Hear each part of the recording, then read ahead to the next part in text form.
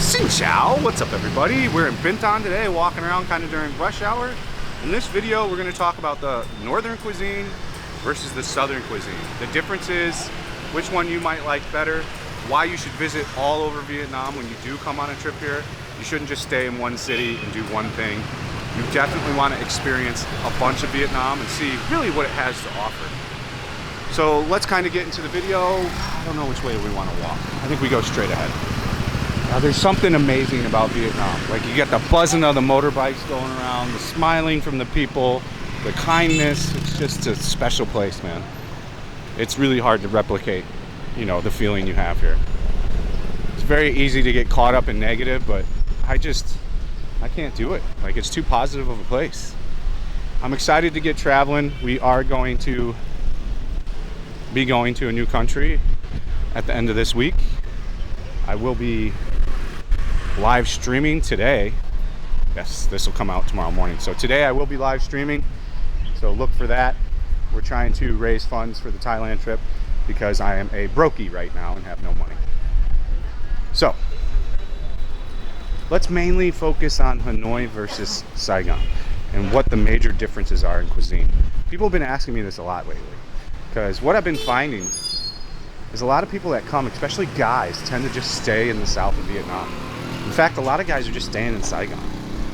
Now, I find it pretty hard to get authentic Hanoian food in Saigon. There's a lot of restaurants that say they're Hanoi this, Hanoi that. Often very, very not so, because the fact of the matter is that the southern Vietnamese, they prefer sugar over salt.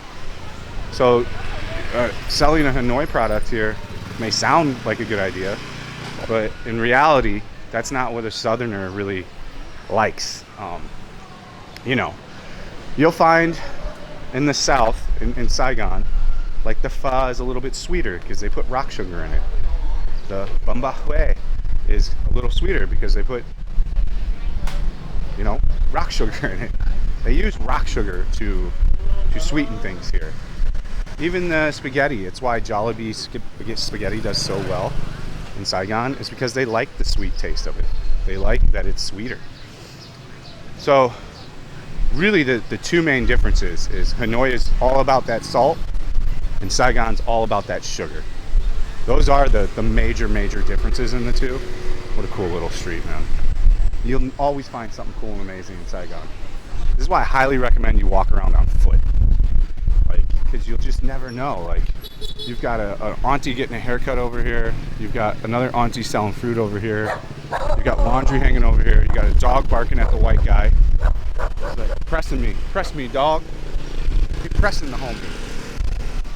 Why are you pressing me? Still pressing. He's like, go, bitch, run away. So really, the main two big things is you got a lot of salt in Hanoi and you got a lot of sugar in Saigon. Now, honestly, the cuisine I prefer is Hanoian. I do prefer a savory, salty dish compared to a sugary and savory dish. It's not even that it tastes sugary, it just all has like a sweetness to it.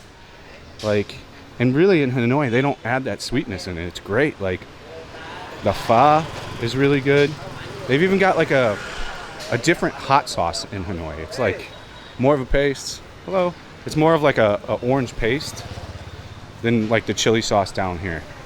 Like, you know, the chili sauce down here is like this neon, like manufactured, you know, in a plant type look to it. Up in Hanoi, up north, it's all like handmade, and it's this like orange texture that just hits better. I like the flavor a lot more. For their banh mi's up north, they have a much darker pate that has a much more rich flavor to it that I really like. So the differences are very large. You wouldn't think it'd be varying that much, but think about it just like in America. We'll use for an example. Like in America, you know, barbecue is Texas, you know. Pizza deep dish is Chicago. New York is New York style pizza. Italian food for the Midwest is pretty popular. Like, you know what I'm saying. Like, each region has its different flares and like what their specialties are. Like, you know, Oklahoma's the smash burger with onions, which they've been doing forever before smash burgers got like trendy and hot like they are now. So I mean, you're gonna have more of a salty, savory, non-qua palate up north. And you know, I'm not dissing on Saigon cuisine at all. I love Saigon food. It's just as delicious. I'll put my favorite two phas against any pho from the north, and it would be very difficult to pick which one I'd like better. Same with the banh mi's. Same with every dish. So I'm not dissing Saigon, I'm not dissing Hanoi, I'm not saying one's better than the other. I'm just explaining that you're gonna have a drastic taste and difference from sweetness to saltness. And as you go further up north, it gets more about savory and salty than it is about sweets. Especially you get up in Sapa. Sapa is the land of salt, man. They've got that wild boar, pig, black thing that's really fatty. That was some of the best pork I've ever had in Vietnam. You know, Sapa had a lot of interesting dishes. The horse meat was not for me. It was very gamey, not good at all. I've had raw horse in Japan, tasted way better. So I think it was just maybe just a little bit of the preparation and like what kind of horse was it. Because if you take a look at like their livestock here, it's why their beef is not that good here. It's, if you see a cow here, it looks like it's gonna die. It looks anorexic almost. And they just free roam. And they're not a typical cow like we are familiar with in America. They've got horns and shit and they're like brown. So it's kind of why there's this weird texture to the Vietnamese beef. It's why it's the least preferred beef even with Vietnamese here. You know, I'd say Australian is probably the most popular beef, and then USDA, especially if we're talking a Korean barbecue. Australian, Japanese, and USDA are always ahead of Vietnamese. In fact, places like Hai Di Lao don't even have any meat that isn't American meat or Australian. They don't serve any Vietnamese beef. You know, things that are going to be good in Vietnam meat-wise are going to be fish, chicken, and pigs. That's their three deals, you know, and duck. These are really popular items here. I like duck eggs. I don't really taste too big of a difference. You know, they're good. But yeah, the cuisine, that's really the two big differences. Is you're going to have a lot more things that would, like a pho that's going to have sugar in it compared to a pho up north that's not going to have sugar. And yes, there are going to be some Hanoi places that are going to add rocks of sugar to their pho too. I'm just saying you can get a more, you know, savory. I think one of the best phos I ever had was in Sapa too. So I mean, I was really impressed with northern food. I haven't done enough exploring of all of northern. We are going to be doing that this year at some point.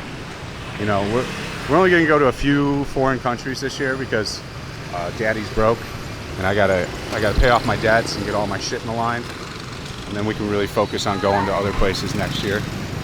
So this year it's going to be light on the international travel. So we'll focus more on traveling around Vietnam and stuff.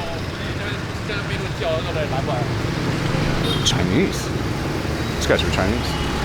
As far as Chinese tourists, because we're done with that section of the video, there has been a lot of Chinese tourists coming in now. They've been coming in pretty aggressively. It's getting pretty popular. Let's go take a walk down here. So now we're on the bonus content. If you just came to listen about the differences between dishes, you can stop now or watch the bonus content. If you want to add anything you feel about the dishes in the comment sections, that would be cool. So go ahead and do that. So let's go take a walk down here and I'll show you this little alley. I'm kind of curious if Tory Show reopened down here. Let's go take a look. Tacos Fuegos, the best tacos in town. Not. My buddy told me to review Tacos Fuego, and he didn't tell me his buddy owned it. And I reviewed it pretty poorly. He's like, "What the hell, man?" I'm like, well, "Don't send me somewhere you want me to review, because I'm only going to be honest. I don't care if it's your dad. I'm not going to pad restaurant reviews just because I know somebody. It's not going to happen." So this is like a pretty Japanese sector of this area where a lot of Japanese guys live. A lot of business guys. Some pretty nice apartments down here. We're just gonna take a short walk down here. Not crazy additional content. It is starting to get pretty hot. So here's B Long Apartments. These are really nice. This is a place to check out if you're looking for an apartment down here. I think this is gonna be more expensive, but they're really nice. You get a huge balcony. You get a huge 4-door opening to the balcony. This is a new build too, so yeah. I wonder what these rent for. I wonder if everybody gets access to the rooftop, if there's a penthouse up there. I'd be curious to know that. And then again, you've got more apartments for rent, specifically targeting Nihonjin Japanese.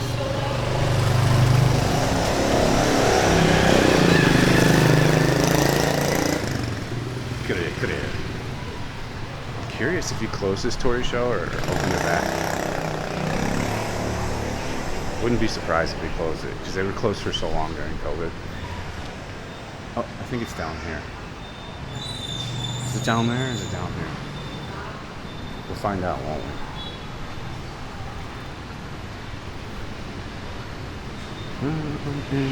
I think this used to be it here. Or it's down the other way. Never eaten at this place, but I want to. It looks good. Alright, that's the bonus content. That's the video. I hope you guys enjoyed it. Oh, they're constructing more nice apartments here.